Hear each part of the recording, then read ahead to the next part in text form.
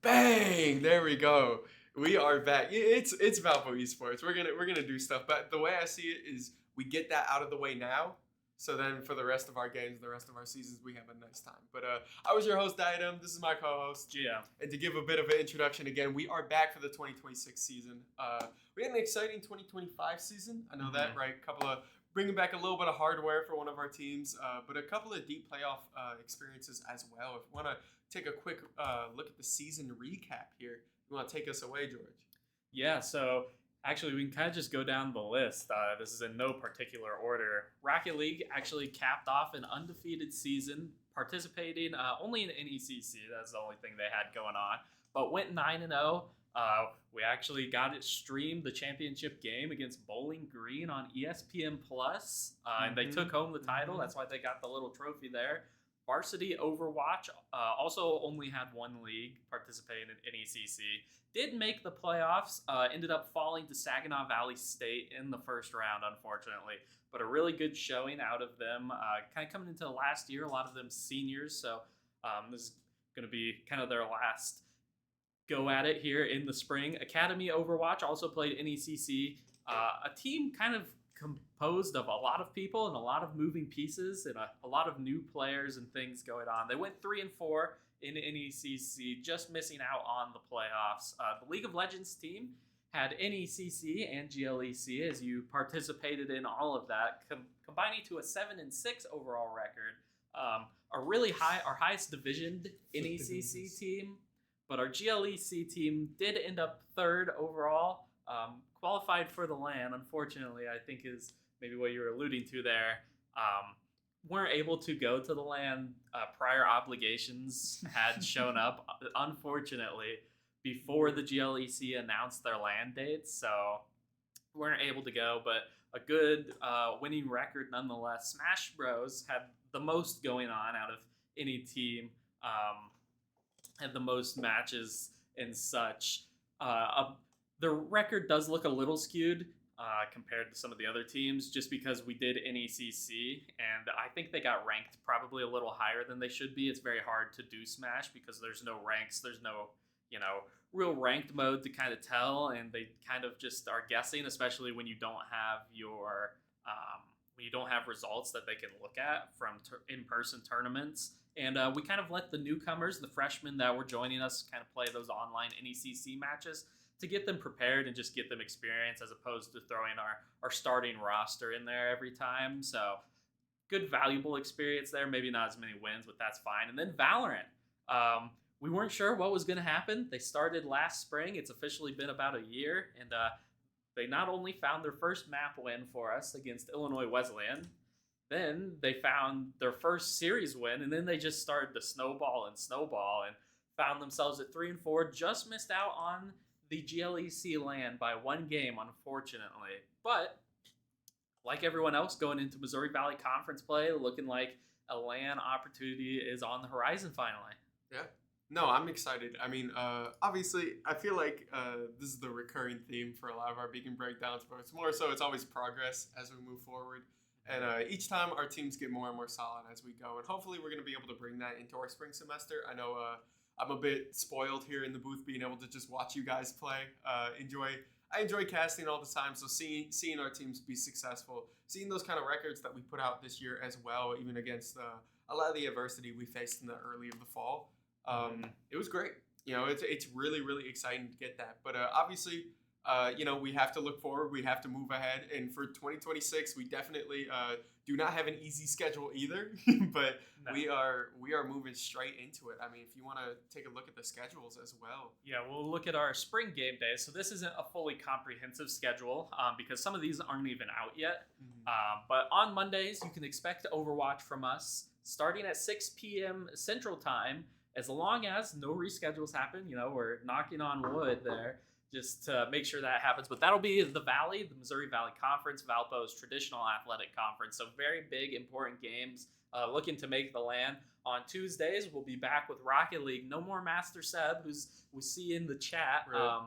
looking to fill that big hole that he's kind of left us. But we should still see Street Fair and Jank, who we were there with when they won the NECC Division 6 championship on Wednesday, we'll have Smash Bros. For the Valley starting at 6 p.m. Luckily, all of these Missouri Valley games do just start at 6 p.m. Central, which is very good. Then Thursday and Friday is kind of where it starts to mess up. We'll have one of, and hopefully both, Valorant or League of Legends. League of Legends competing in NECC, which you saw plenty of throughout the fall, and then Valorant will be competing in the Valley, which is what they competed in last spring. And then Friday becomes a even bigger mess and nightmare. Overwatch 2 will be playing in NECC, and those start times are all over the place. And then GLEC will feature Overwatch as well, and Smash Bros, who gets a double season unlike anyone else in the GLEC. Those games can start anywhere as early as 5 p.m. and as late as like 8 or 9. So it's all over the place, but somewhere after 5 p.m. on Thursday and Friday, you'll probably find us live here on Twitch. Yeah, I mean, the biggest thing, right? Obviously, our schedule is pretty packed near the later end of the week, but we are going to do our best in the booth here to be able to give you guys the most well-rounded Valpo esports experience, right? We're not going to try and focus on too many teams. We're going to try and give a lot of equal screen time and hopefully just cast a lot of games because there's a lot of exciting stuff that happens in a lot of these matches. But, you know, that exciting stuff is caused by the players of those teams. So speaking on that, we're going to move straight into rosters as well, just to take a look, you know, what we have returning, what we have coming back, and I feel like wherever we land here first, we can just take a look. But so yeah, we'll just go down the list, and some of these faces are going to look familiar, and we're going to have to unfortunately tell you that some of these faces are leaving us. AAG and Musty Tater going to be returning to the starting Smash roster. Unfortunately, Trombone is no longer with us. We will miss the Falco. You know, great addition to our roster. He had a good 2-year run with us. He has transferred out, which, you know, obviously for us, the big thing is getting your education. You know, esports is second. It's great to be able to participate in and have along the way, but we're happy for him supporting his transition as he moves to Indiana University Northwest. It's still all love. Yep, there's for definitely no hard feelings about that. It's all love. Alola is going to be a little less frequently seen in the Smash games and scenes as he actually looks to up his rating on iRacing and become the iRacer for Valpo Esports. He's currently working towards it. He's getting close, so you might see some iRacing content and streams soon. And then Gold Shroom will be returning, just like last semester. And then we move on to our next roster here. We're going to have the Rocket League team, and only one switch up. Master Seb went and graduated on us in the fall, but, you know, a great successful season for them, like we've already mentioned before. We'll have Street Fair and Jank returning, and we've got our eyes on a prospective third who's coming to tryouts tonight. Quick little plug, tryouts are from 6 to 8 p.m., so if you're interested in esports and you go to Valpo, come on out, but just looking to replace one there, so not that big. Yeah, may that guy rest in peace. Let's see what we have next. We've got League of Legends. You want to run through this one? Yeah, this one hurts. So, obviously, you know, League of Legends team, we had a lot of fun, but the Law and Jakimbo are no longer with us, both graduating in the fall semester. Definitely big presences that are not going to be felt anymore on the team. But still have me, Super Bear, and Yovana. So you can't complain, but obviously Jury is still out for this team for the most part. But well, also Charles. Charles isn't on that graphic. Yes, but, Charles is not on the graphic, but Charles is still here, yes. Yep, Sweet Tea. Yes. And we've got someone interested, so hopefully, we're fingers crossed, League of Legends will be returning for the spring. But moving on to our next graphic, or our next team, Varsity Overwatch, actually 0 changes. So we went full 5 for 5 finally. Let's go. You could consider it 6 for 6 because Isaiah L, who subs in frequently in the DPS position, is also not on that. So they rotate a lot as well. So it really is a 6-man roster. Varsity Overwatch, totally fine.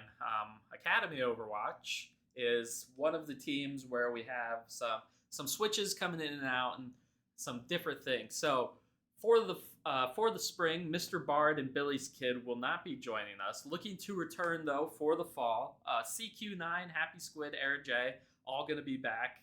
Very familiar faces, played in every single Academy Overwatch game we had in the fall.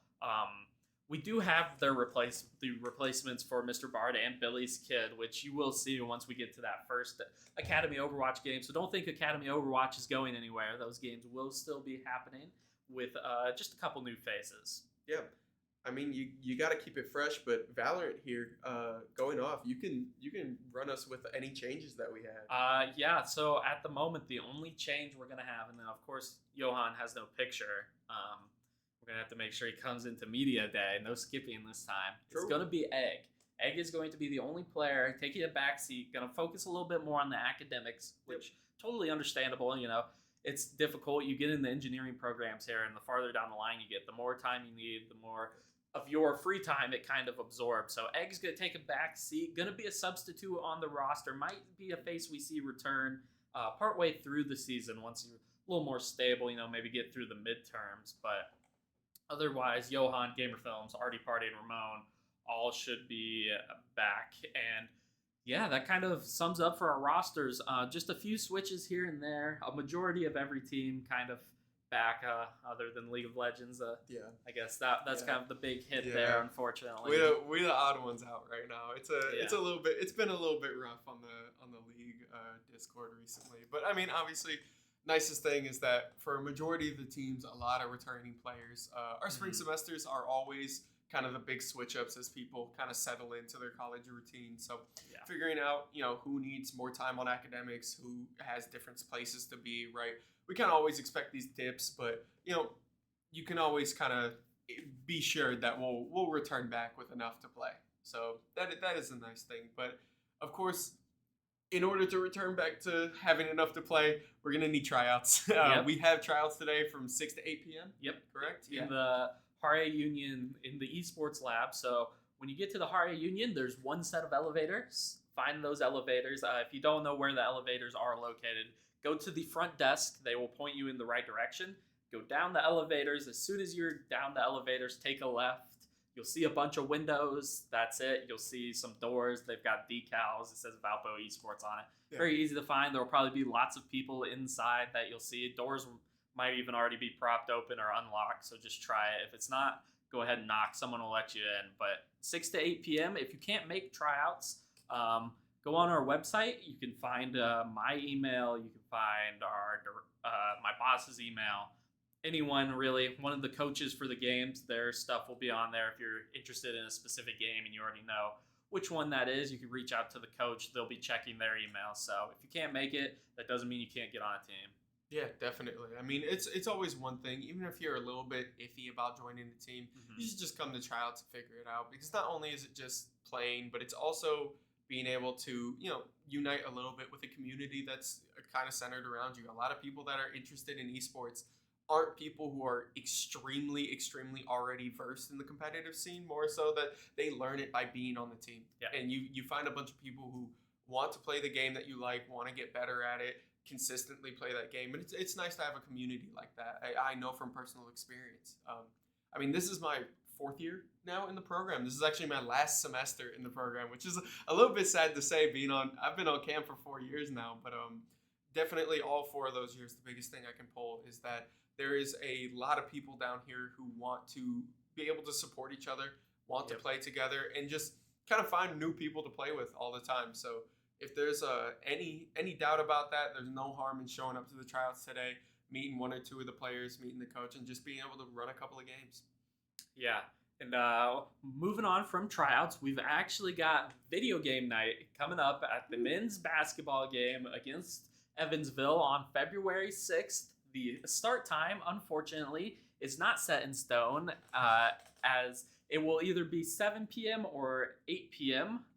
It depends on what it's being streamed or broadcast on, and I don't think they have decided, or the rights to it have not been taken by someone yet. So depending on which, 7 or 8 p.m., we'll put that out once we know it, but we'll have video game night, so come on out. We're going to get as many of the players there as possible. We're already looking at rescheduling games, getting them out of the way, clearing up that Friday night. So come support, come be with us. If you're on a team, you're coming, unfortunately. If you didn't know that, you don't get surprise! Yeah.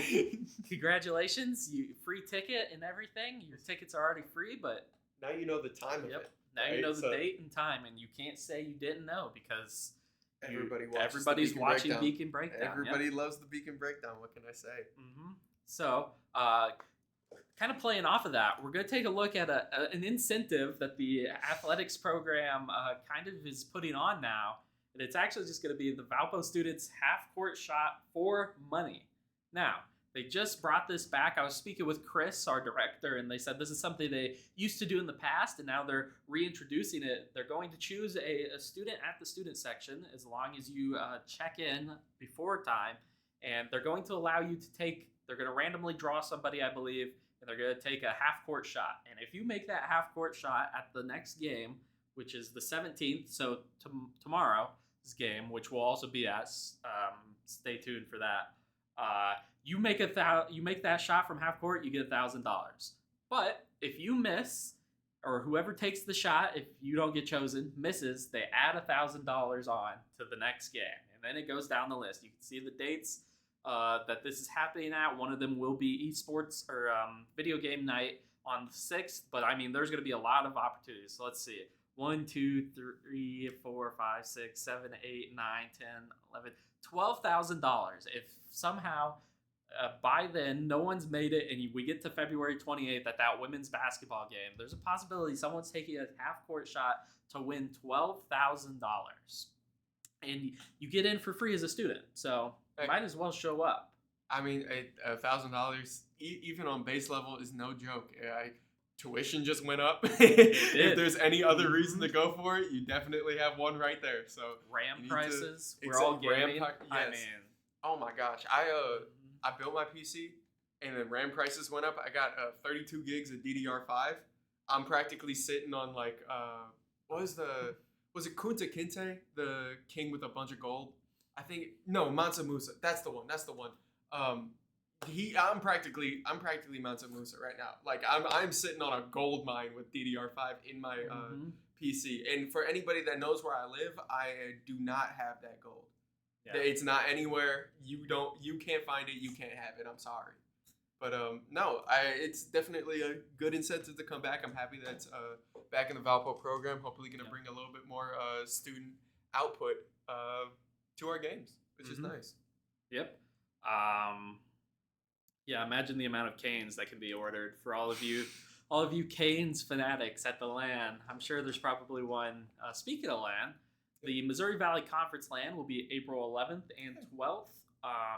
The opportunity for 4 of our teams to qualify. It'll be at Illinois State. Any parents that are watching, I'm not sure if it'll be open to spectators. Once we learn that, we will get that information to you. But yeah, going to be back at Illinois State after a year at Missouri State. So way closer for us. That's nice. Not an 8-hour drive anymore. Just 3 hours just across the border. So yeah, that'll be good. That'll be fun. And then the GLEC LAN is actually the weekend after that one. That one will be in South Bend, way closer, about an hour's drive away. So that one fans can come to. And we've got Smash Bros. And Overwatch competing in that. So possibility for 2 of our teams to qualify and also go to that one and make a busy April. Yeah, definitely. It's always fun at the very, very latter half of the year with all the esports players because you have all the finishing assignments, the finals, the projects coming in, and then you spend your weekend traveling out with your esports team to be able to play those playoffs. So hopefully some good performances this year. Teams start to show up a little bit, and we can get our foot in the door with a lot of those in-person LANs. But no, I mean, I think, quite frankly, unless there's anything we're missing here. Yeah, so I don't think we've got anything else esports Valpo related, but I do have something that we're gonna do. Okay. So we're gonna do some predictions, and we're going to come back to this and whenever the next stream is and see where we ended up. So we've got a lot of playoff football happening right now, and I guess before we hop to this one, we'll talk about college football because we are in college. Yes, we've got a team from the state. The Indiana Hoosiers are going to be playing against the Miami Hurricanes. Yeah, right, for the college football championship game, right? You informed me earlier that you went and saw Miami play in person against Texas A&M in what was that, the first round? Yeah, Kyle Field. It's Texas A&M fans don't play. It is there's a reason they call it the 12th man for a reason. I said that twice, but it is so loud. But it's kind of crazy. My brother went to Miami, so for a lot of the Miami Hurricanes stuff, we've been supporting them from day one. So obviously we got the championship finals. Not gonna be able to go to that game, but going to the first round was pretty sick. Yeah, if you go to that game, you could like sponsor Valpo Esports. But Yeah, I'm gonna bring that. Actually, that was my joke the whole time. We were watching the Miami and A&M game, and I kept asking where Valpo was. that was my whole thing. My brother got so annoyed with me by the end of the game. I kept supporting my team. What can I say? So, you've seen them in person. You've seen Miami in person. Yeah. IU has done nothing but dominate everyone. I mean, we can look at some scores here. Let's see. They got the bye. They were the first seed. They take on Alabama. They beat them 38-3. They say, oh, that's a fluke. You can't beat Oregon twice. They beat Oregon in the regular season. The Oregon's gonna be ready, have the game plan prepared. I feel like you're setting me up here. They play Oregon. They win 56-22. Miami, on the other hand, right? They started off with Texas A&M. Yep. And they won 10-3. That game, it started out. It looked like, wow, maybe Notre Dame should have been in the playoffs, right? That's what everyone was. That's what everyone was saying. Yep. And then they play the next game and they take on Ohio State and 2-score win, 24-14. And then they have the thriller with Ole Miss and somehow sneak out of there when it looked like Ole Miss was going to win that game. So a much harder, a much tougher path, less dominant, a little more up in the air for Miami. But they are the 10 seed, the underdog story.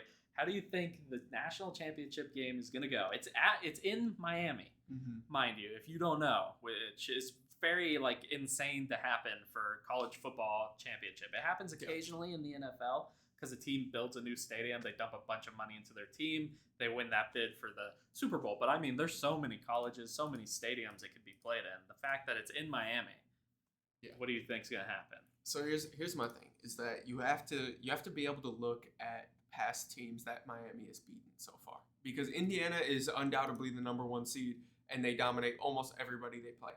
But when we talk about individuals, right? Miami beat Ohio State, who had the greatest defense in the league. Like in my opinion, there's no doubt about that. They had the strongest powerhouse defense. And Ole Miss, who got through because Ole Miss has so many scholarship starters at that point. Their team is practically all stars. That is they have the best skill positions in the game, no doubt. They're not the best all put together, but I feel like if there's any team to put up any kind of fight this year, it's gotta be Miami. I feel like Miami has a chance to squeak through this, and if I had to guess, it is going to be a very high scoring game. I'm saying Miami takes it by 4 points. It's got to be in the 40s somewhere. That's what I'm saying. I'm saying it's 40s to 30s, not by 4 points. Sorry, by 6 points. I'm calling two field goals. It's got to be in the 40s somewhere. So it can be any of those combinations with the Miami scoring in the 40s. That's my deal. That's where I figure it out, because I feel like both of these defenses are going to let up a lot, and Indiana's defense is insane, but Miami has been stringing it together. And if you could, the first round is whatever. You're coming in as the 10th seed. If you can just shake it off a little bit, I feel like you're doing fine. Well, you heard it here. Blake is on one side. Fusick, Miami's getting smoked. IU just has plot armor. GG. Yeah, I mean, what am I supposed to say? Yeah. What do I say to that? Of course, they have plot armor. They're the 1 seed and they're practically undefeated. There was nobody touching them recently, especially in these playoffs. But I feel like if there is any team to actually get close, it's Miami right now, because they've kind of run the gauntlet on their own side. They're a team that in the first round, like you said, people didn't even want them in, and now they won 3 rounds in a row. One of them being against the 2 seed, right? Yeah. So best defense in the league. There's no stopping that. So I feel like if there's anybody to give it a shot, it's Miami. It's definitely not going to be a steamrolled game though. I feel like it's going to be very, very offense heavy, very in the air because Indiana loves to run out of the gun. They like to use their quarterback. It's fine. But if you at least send Miami you give Miami a little bit of room. You let Seven take off, he takes off. Like you can't really stop him. So that's my deal. That's my take. Being honest with college football, I recently had to get back into it when my brother pulled me back in. So I've been dialed. All right. Well, I think IU's gonna smoke them, but now This dude's got IU caps on his keyboard. Like, yeah, I mean, what do we expect? look at my shoes. Yeah, no, come on now. Okay, so now that's out there. But taking a look at the professional side, we actually have the NFL playoffs going on right now. We are through the first round and into the second round, and we had some insane games. One in particular that I'm a little biased towards, but you can see the Steelers kind of smoked the Texans. Aaron Rodgers might have went out sad there, unfortunately. Yeah. The Jaguars and Bills was a good one. Came down to the end. Patriots, Chargers, they let Justin Herbert get beat to death back there. That was bad. I feel so bad for him sometimes. Like sometimes he does the wildest stuff and he throws back plays that he should not be even putting in the air. But he just got smoked that game. It was so disgusting. Yeah. I think he was sacked like 7 times, which is just insane.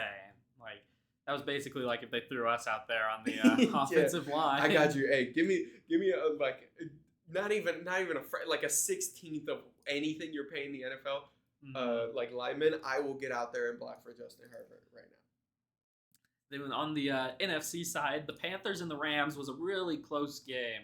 The Panthers unfortunately lost on a dropped open pass on 4th down that would have been a conversion if they caught that one and kept it going. But, kind of the one team people were like, oh, why do we even let them in? Why do we let the division winners in? They had a negative record, yeah. But they competed with the Rams, Matthew Stafford, a Hall of Fame quarterback.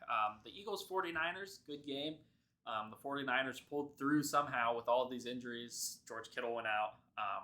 And then I don't know if you watched the Packers Bears. Oh, yeah. I think most people had turned it off probably. Yeah. And you unfortunately missed cinema. You cannot turn off playoff games, and I feel like Chicago showed that very, very strong. I mean, especially like Caleb Williams, because that was the thing. It was Jordan Love versus Caleb Williams for the most part, and Caleb Williams had like 2 touchdowns, 2 picks, right? But they came at clutch times. Like just Jordan Love like threw for 4, right? He was throwing yardage that game, but it was like Chicago's defense was nasty. At the end of that game, they showed up at the end. I don't know what Dennis Allen's halftime speech was, but he had them playing the when Michael Jordan's Bulls were still there. The intro that comes out, he turned that on in the locker room, and they didn't say a word. And that it sparked a fire, and somehow they come back and they win. But now going into the next round here, before we're in the divisional now, we've got Broncos, Bills, Patriots, Texans, Seahawks, 49ers, Bears, Rams. We'll just start in the AFC top left. Broncos, Bills. Got any feelings? I got Broncos. Broncos? I feel like the Broncos have been a little bit too steamrolly right now. I'm a bit worried of them coming off cold from the bye. Yeah. Because that not only is that just like a common thing for teams, but when was the last time you saw the Broncos this favored in a match? You know what I mean? Like, I feel like they're going to be coming out a little bit cold, and the Bills have a chance for that. But I still think the Broncos are going to take it. It's just going to be a lot closer than people are calling. Yeah. I think the Broncos will. I don't think Josh Allen can perform when the lights are bright. But hey, Winter Soldier's activated. Okay, all right. We are not calling Josh Allen the Winter Soldier. That's crazy. Just because he's in Buffalo, man. But Patriots Texans. Now this is an interesting one. Kind of. I think the Patriots are probably the top 3 offense versus the number 1 defense. I'd say the Texans in the NFL. Very interesting. Drake May. Do you think they've got what it takes? They're favored by 3 coming into this one, which isn't really anything. 2 versus the 5 seed. Obviously I'm from Texas. Houston Texans are my team when it's not the Browns, right? Because it's never the Browns. Let's be honest with you. I'm always a Browns fan until the playoffs hit, and then I'm not a Browns fan because they never make it through. But Texans are kind of my deal.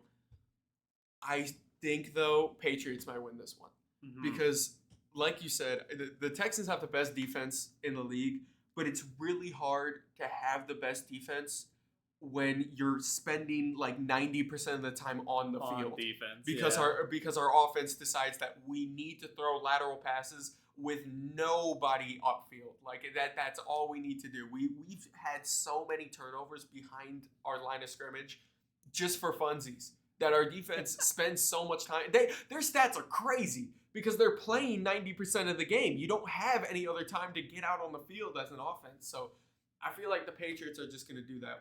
The Patriots are at least going to be able to put something on the board. Drake May's a really, really great like slot passer. I feel like he works seams extremely well, better than a lot of quarterbacks. And the Texans have really good DBs. They have extremely good corners and safeties. But if you work seams on their linebackers, if you're not going to run the ball much, I feel like you can kind of abuse that. That's at least going to sneak something in. So that's my kind of take for that. Is I feel like the Patriots are not going to put up big numbers on them, but I feel like the Texans are going to score like 3 points. Yeah, I've got the same sentiment. I don't think the Texans' offense, unfortunately, the Patriots' defense isn't. It's not to the level of the Texans, but it's going to be enough to stop that Texans' offense. When your number 1 receiver is Christian Kirk, it's a little rough. Like. Yeah. Thank you, Stephen A. Yeah, I had to be careful there that I did not make that same mistake. Yeah. But on the other side, the biggest Vegas odds favorite is going to be the Seahawks versus the 49ers. They think Seahawks -7, ESPN does, which, in all honesty, with how many injuries the 49ers have at this point, if the great white hope Christian McCaffrey cannot pull through, I think it might be bigger than -7. Yeah, Christian McCaffrey's the dog. But if you've heard anything in the news recently, people in the 49ers, people are coping really hard right now in the 49ers. They think that the power plant next to the field is lowering testosterone levels in the 49ers players on their practice field. So quite frankly, I think 49ers fans have already lost it. I feel like they've knocked their team out already after first round. I guess that's a great point in chat. Sam Darnold has been on the injury report. Yeah. And I think it was an oblique injury, maybe something like that. He's questionable. Their coach, I think today maybe or yesterday, said Drew Lock got some reps in. He's got some reps at practice, which is never a great sign. Put that Jeezy on. Put that Jeezy on. Put Drew Lock in. He a dog. You just gotta send him at some point. Yeah, I don't know if it changes anything if Drew Lock comes in and plays. I think he can manage the game enough for them to still win it with how many injuries the 49ers have at this point. I mean, like, the entire team is just gone. Yeah. I really don't think the Seahawks can lose this one. Yeah, I would be shocked if they do lose. It didn't need to be Christian McCaffrey does everything type of game. But then we get to the game in our neck of the woods. Chicago, the 2 seed, versus the Rams, number 5. ESPN thinks the Rams are 4.5. That's crazy. I've seen Matthew Stafford's record in the cold when it's below freezing. True. I mean, granted, he did play at Detroit for a while. Like, they play in a dome. Yeah, but I don't know. I think 4.5 is crazy. I think those odds are way overskewed. I want the Bears to win. Don't get it twisted. I do want Chicago to win this one because I do love this Chicago team. Like, it's been so fun this year. Even though they're not like a team that's like I'm favor or I like root for them a bunch, they have been always a team that's been consistently fun to see win. Right? Like, I don't think there's a lot of people, if you're not from Green Bay, Like if you're not a Green Bay fan, I don't think there's a lot of people rooting against the Bears. Yeah. I feel like that would be a fun team to win, but they really cannot get turnovers against the Rams because Puka Nacua is going to run you over. Like this dude is insane. He has been not only insane all regular season, but this playoffs especially. He's been a dog. You can't give him any time on the field. Like Matt Stafford, like I agree, he might choke a little bit, like especially if we're playing in Chicago, but Puka will not. you gotta answer that guy sometime, man. All right, then Super Bowl prediction. What two teams? Who wins? So I mean, if we're taking Broncos, Patriots, Seahawks, Bears, I feel like Seahawks take it against the Bears if we want the Bears to win in this scenario. I think Broncos are going to take it. Actually, you know what? It's sad. I feel like the Patriots are going to win. I have a really bad feeling. I get sick to my stomach. It's going to restart all over. Yeah, I'm getting sick to my stomach thinking about New England winning again. I feel like Tom Brady's back, like all over. Obviously, Drake May is not Tom Brady, but it's that era again of Bill Belichick, Tom Brady, where they would not get out of the finals, and every time I saw them, there was just red in my eyes. Like I couldn't stand it. But I'm getting that sinking feeling again, where it's like the teams are too good that they're going to play very average, and when you play average, the New England Patriots somehow always come out on top. Like that's my feel. Mm-hmm. But I don't know. What about you? What do you think? I think it will actually be Broncos Bears. I'm biased. I'm a Bears fan. Too many Packers fans were messaging me at halftime, and I told them game's not over. You just watched that happen to you last week. Like you came right back and you didn't learn your lesson. Yep. Like I think this is finally it. Ben Johnson's gonna lead us to the promised land. My 23 years of pain and suffering are finally over. If the Chicago Bears win the finals, this will be the lowest crime rate in Chicago ever. Yeah. It is going to be, people are going to be hugging each other on the streets because not only is Chicago just a place of love, but it's like if their team wins, it's over. Like that is going to be a beautiful, beautiful place to be. So I'm not going to complain if they win, but my question is, if they win, when is it the Browns' turn? Like y'all suck too. Like y'all have sucked for so long. When is it my turn, man? Like that's my question. But no, I mean I definitely would not be mad if the Browns took it. Or not the Browns, the Bears took it there. Yeah. It'll be interesting to see. But then Yeah. I mean that kind of wraps it up, I think for us here today with Beacon Breakdown. We should be back on look at the calendar real quick. The 23rd? Because I don't think MVC starts next week, but GLEC should on the 23rd. So yeah, pretty sure. Or maybe it's the 21st. I don't know. I mean, we'll be back in the sometime. Booth. Yeah, next week. Some It'll point be next week. Yeah, we'll be moving, and we'll keep you guys updated on socials and such when follow we get our to those things. socials. Have Yes. Valpo Esports on it. Twitter, Instagram. We got Facebook. There'll be a game day post, so you'll know when we're going live. And then once we get into the rhythm of it, it'll just kind of repeat itself for the most part. Yeah. But otherwise, I think that's going to be it from us here in the booth today. I was your host, Diadem. I'm here with my co-host, Gio. Thank you guys for coming back for another 2026 semester and hopefully to a very successful esports semester.